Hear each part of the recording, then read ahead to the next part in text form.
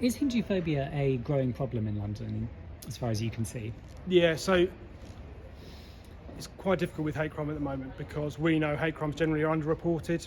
That's really not the fault of communities at all.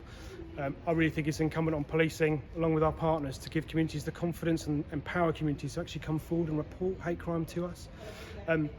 So Hinduphobia is part of a wider group of hate crimes we would consider under faith hate crimes. We are getting more reports of Hindu-phobic hate crimes coming into us, so every year it's gone up. But I do think that there's an underreported element that we definitely need to see come into us. So it is a concern for us because it can be particularly impactful on people. And we know that hate crimes impact not only those who are directly targeted, but the ripple effect is huge outside across communities, and it makes people feel particularly unsafe. And what is it that's driving that increase you've picked up on? I mean, is this sort of global, international trends that are driving some of this? Yes, it's hugely complex. So there will be some local issues potentially. So the challenge with hate crime is it can be very locally focused, and it can be very specific, or it can be really impacted by geopolitical events, and we've seen that recently in London.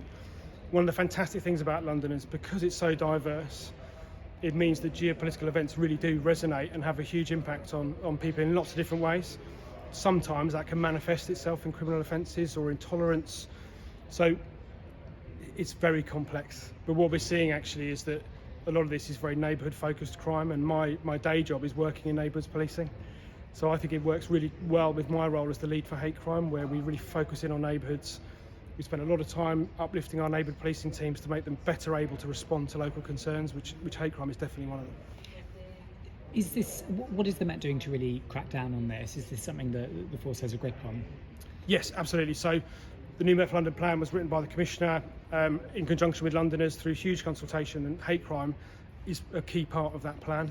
So it really feeds into the neighbourhoods policing model, where we're using neighbourhoods officers more to understand their area, give them more resource and more capability in order to do that. So that's one of the areas. We also have faith officers that work across every policing area in London. So they are experts in faith, and they work really closely day to day with local faith communities to really get it right and really understand what's happening. One of the things that policing needs to really work on, I think, and where policing works well, is when we are actually listening to lived experiences of victims and communities, because they are generally, the communities are the first people to experience a change. And when we talk about geopolitics and outside influences and all the other things that could happen, actually it's communities that feel that first. So if we're really closely connected with our communities, then we can understand that better, and we can have our teams working in the right areas. I also work really closely with the CPS. So the CPS are our key partner in terms of criminal justice, and I'm really conscious that in terms of the public, whether it's the CPS or policing, we should all be pulling in the same direction, and that's what the public expect, that's what we should be doing. So I work really closely with my counterparts at the CPS on hate crime, so we review opportunities where we have cases that maybe haven't reached the prosecution stage. Is there something we could have done better?